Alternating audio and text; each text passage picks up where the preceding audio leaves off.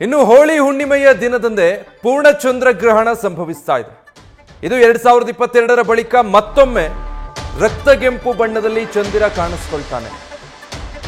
ಗ್ರಹಣದ ಸಮಯದಲ್ಲಿ ರಕ್ತಗೆಂಪು ಬಣ್ಣಕ್ಕೆ ಚಂದ್ರ ತಿರುಗಲಿದ್ದಾನೆ. ಸೂರ್ಯ ಚಂದ್ರರ ನಡುವೆ ಭೂಮಿ ಸಂಚರಿಸುವ ವೇಳೆ ಈ ಗ್ರಹಣ ಸಂಭವಿಸುತ್ತೆ. ಭಾರತೀಯ ಕಾಲಮಾನದ ಪ್ರಕಾರ ಬೆಳಕಿನ ವೇಳೆಯಲ್ಲಿ ಈ ಗ್ರಹಣ ಸಂಭವಿಸ್ತಾ ಇರೋದ್ರಿಂದಾಗಿ ಭಾರತದಲ್ಲಿ ಇದು ಗೋಚರ ಆಗೋದಿಲ್ಲ. ಬೆಳಗ್ಗೆ 11:57ಕ್ಕೆ ಗ್ರಹಣ ಆರಂಭ ಆಗಿ ಸುಮಾರು 65 ನಿಮಿಷಗಳ ಕಾಲ ಗ್ರಹಣ ಇರುತ್ತೆ. ಮಧ್ಯಾಹ್ನ 1 ಗಂಟೆ 1 ನಿಮಿಷದವರೆಗೆ ಈ ಚಂದ್ರಗ್ರಹಣ ಸಂಭವಿಸುತ್ತೆ.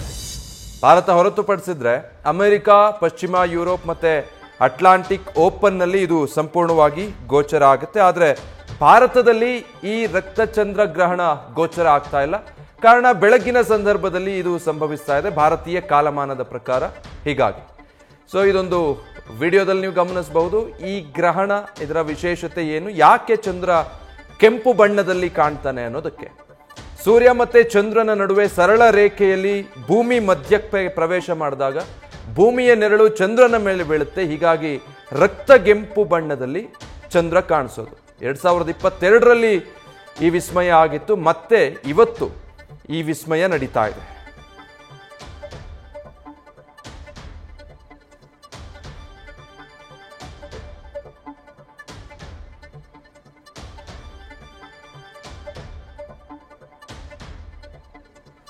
ಜ್ಯೋತಿಷ್ಯ ಮತ್ತು ತಾಳೆಗರಿ ತಜ್ಞರಾಗಿರುವಂತಹ ಡಾಕ್ಟರ್ ಬೆಳವಾಡಿ ಅವರು ನಮ್ಮೊಟ್ಟಿಗೆ ದೂರವಾಣಿ ಸಂಪರ್ಕದಲ್ಲಿದ್ದಾರೆ. ಸರ್ ನಮಸ್ತೆ. ಹರೀಶ್ ಭಟ್ ಅವರೇ ನಮಸ್ಕಾರ. ನಮಸ್ಕಾರ ಸರ್. ಈಗ ಚಂದ್ರಗ್ರಹಣದ ಬಗ್ಗೆ ಮಾತಾಡ್ತಾ ಇದ್ವಿ ನಾವು.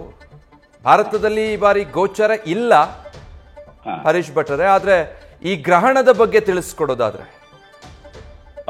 ಗ್ರಹಣದ್ದು ಅಂತಂದ್ರೆ ನಮಗೆ ಆಚರಣೆ ಇರಲಿ ಅಥವಾ ಇಲ್ಲದೆ ಹೋಗ್ಲಿ ಗ್ರಹಣದ ಪ್ರಭಾವ ಖಂಡಿತವಾಗಿ ಇದ್ದೇ ಇರುತ್ತೆ.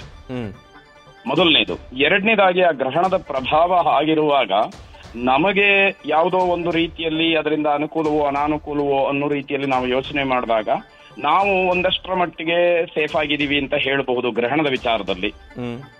ಆದ್ರೆ ಪ್ರಪಂಚದಾದ್ಯಂತ ಗಮನಿಸಿದಾಗ ಅನೇಕ ವಿಧವಾದಂತಹ ವಿಕೋಪಕ್ಕೆ ಅದು ಅವಕಾಶವನ್ನ ಮಾಡಿಕೊಡುತ್ತೆ. ಮತ್ತೆ ಈ ವರ್ಷದ ಕೊನೆಯ ಚಂದ್ರಗ್ರಹಣ ಇದು.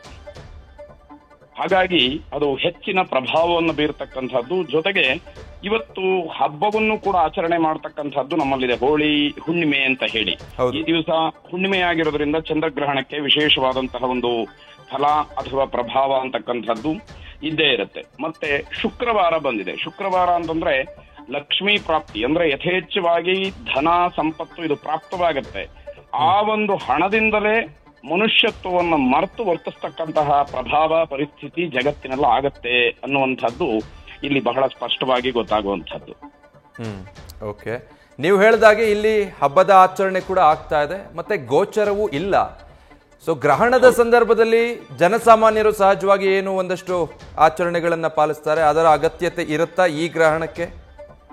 ಇಲ್ಲ. ಆ ಗ್ರಹಣ ಅಂದ ತಕ್ಷಣ ಜನರಲ್ಲಿ ಏನೋ ಒಂದು ರೀತಿಯ ಭೀತಿ ಇದೆ ಅಥವಾ ಭೀತಿ ಇರುತ್ತೆ. ಅದನ್ನ ದೂರ ಮಾಡಿಕೊಂಡು ದಿನನಿತ್ಯದಲ್ಲಿ ನಾವು ಪರಿಶುದ್ಧರಾಗಿದ್ದು ನಾವು ಒಳ್ಳೆಯ ಚಿಂತನೆಗಳನ್ನ ಮಾಡಬೇಕು ಅನ್ನುವಂಥದ್ದು ಮನಸ್ಸಿನಲ್ಲಿ ಬಂದ್ರೆ ಸಾಕಾಗತ್ತೆ. ಅದನ್ನ ಹೊರತಾಗಿ ದೇವಸ್ಥಾನಕ್ಕೆ ಹೋಗ್ಬೇಕು, ಇನ್ನೇನೋ ದಾನ ಮಾಡಬೇಕು ಇತ್ಯಾದಿಗಳು ಈ ಗ್ರಹಣಕ್ಕೆ ಇವತ್ತಿಗೆ ಅಷ್ಟೊಂದೇನು ಸೂಕ್ತವಾಗಿ ಕಾಣೋದಿಲ್ಲ. ಆದ್ರೆ ಭಗವತ್ ಚಿಂತನೆ, ಭಗವಂತನ ಆರಾಧನೆ ಇತ್ಯಾದಿಗಳನ್ನ ಮಾಡ್ಲಿ. ನಿರ್ದಿಷ್ಟವಾಗಿ ಇಂಥದ್ದೇ ಮಾಡಬೇಕು ಅನ್ನುವಂಥದ್ದು ಏನಿಲ್ಲ. ಓಕೆ, ಥ್ಯಾಂಕ್ ಯು ಹರೀಶ್ ಭಟ್ರೆ, ನ್ಯೂಸ್ ಫಸ್ಟ್ ಜೊತೆ ಮಾತನಾಡಿದ್ದಕ್ಕಾಗಿ. ನ್ಯೂಸ್ ಫಸ್ಟ್ ನಿರ್ಭೀತಿಯಿಂದ ನಿಮ್ಮ ಪರವಾಗಿ.